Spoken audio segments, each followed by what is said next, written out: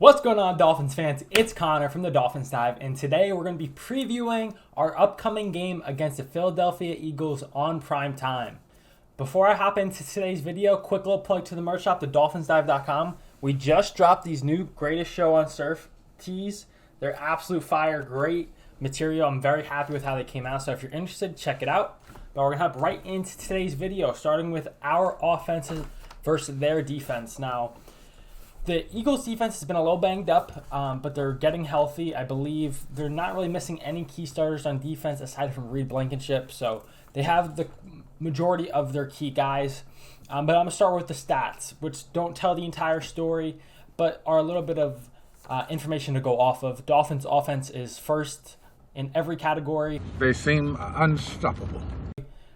In terms of points per game, passing yards per game, and rushing yards per game, so I'm not going to go over that. They're first in all of them, which is incredible. Great show on surf.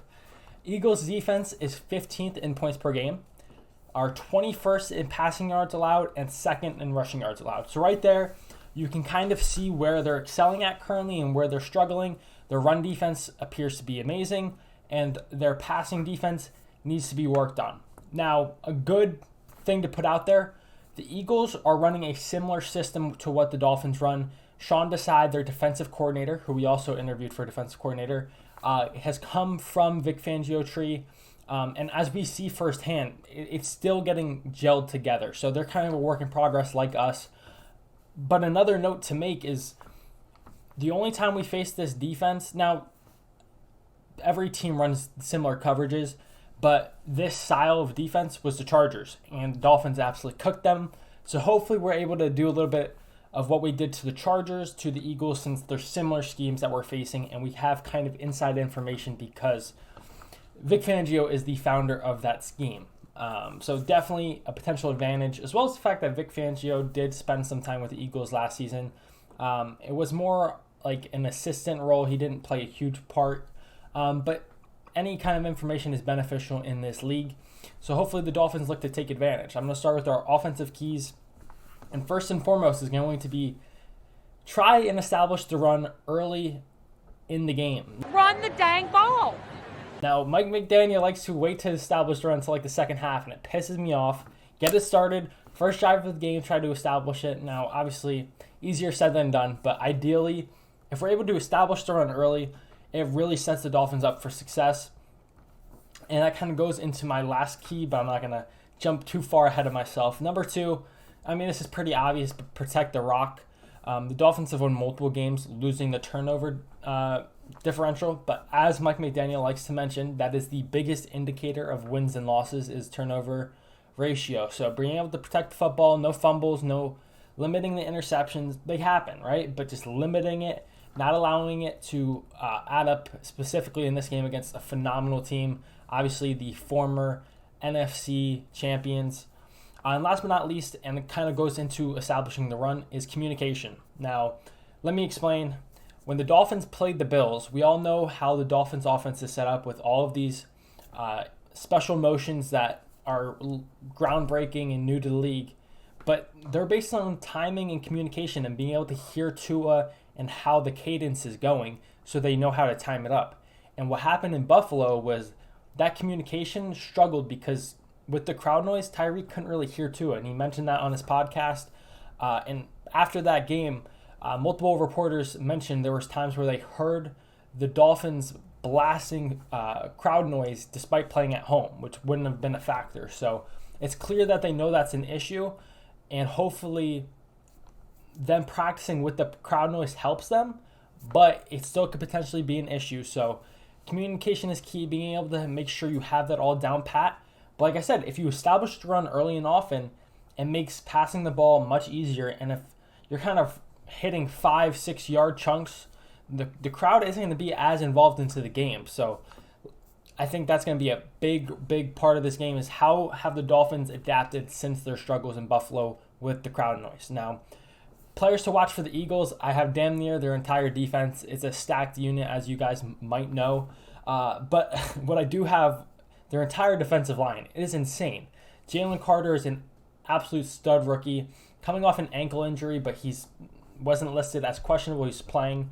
but he's a stud. Brandon Graham, who's been in the league for like 10 years, helped beat the Patriots in the Super Bowl, so definitely have some appreciation for him. Fletcher Cox, similar to Brandon Graham, been in the league for a long-ass time and is an absolute stud. Hassan Reddick, who had an incredible year last year. I think he's at 4.5 sacks already this season. One of the best pass rushers in all of football. Josh Sweat, another great pass rusher that they have. He's on pace for 10 sacks this season. I think he had 11 last year. James Bradbury, who's a good corner in this system. And then last but not least, Darius Big Play Slay. They've got some studs. They're a great team. Obviously, they've shown it the past couple of years. So I'm excited because this is going to be a true challenge for the Dolphins. And it's a fair point that people like to criticize the Dolphins on. We haven't really beaten a good team. The Chargers are an all-right team. They're not a top 5 team in the league, though.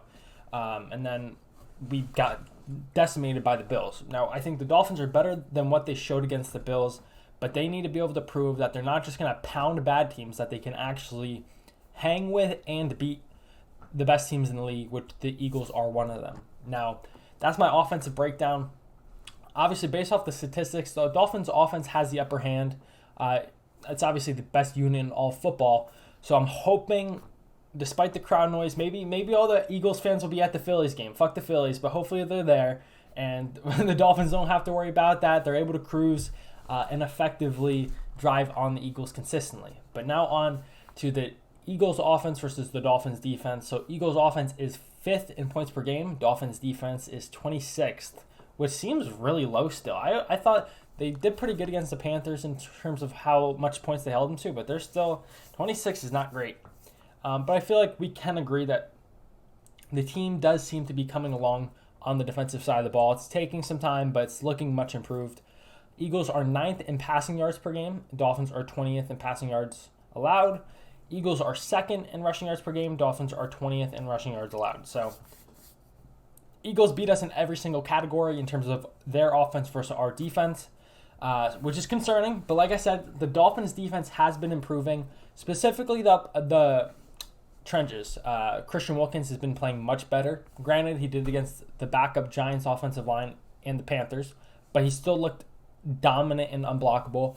Bradley Chubb's looking a lot better. Jalen Phillips is getting more healthy. Andrew Van Ginkel's a stud. Come on now. We love the Ginky Gonk. So it's looking improved, but kind of like their defensive line, the Eagles have one of, if not the best offensive line in football. It's an incredible unit. I love how that team is built. Like, I feel like if I was a GM, that's how you try and build the team. Easier said than done. But first key of the game, stop the run. Like I said, they're 2nd in rushing yards per game behind just us.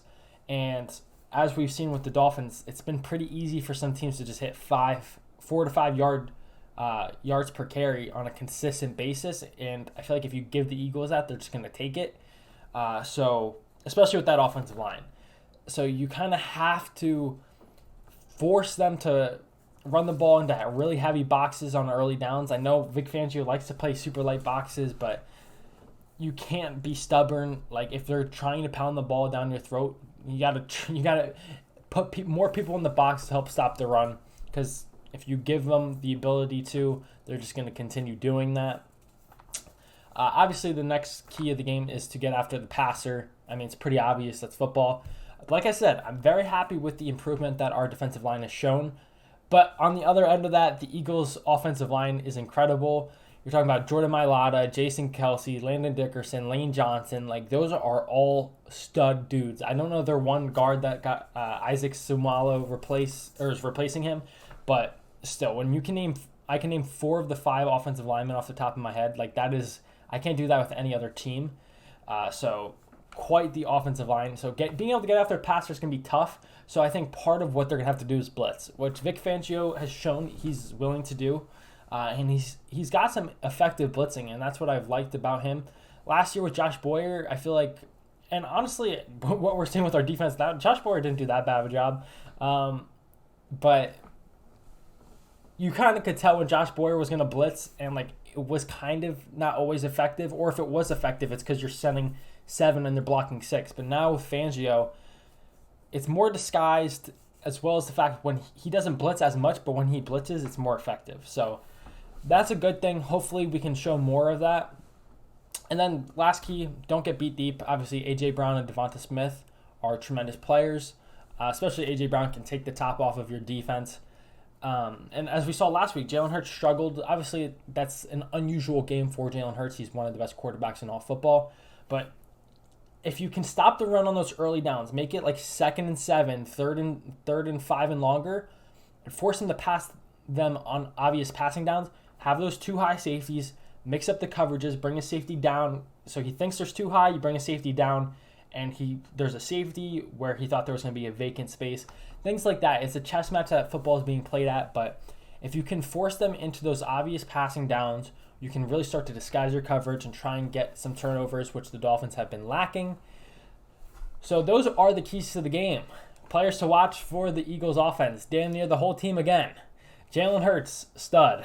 DeAndre Swift, stud. A.J. Brown, Devonta Smith, Dallas Goedert, and their entire offensive line for the tush push or the brotherly shove, whatever you want to call it.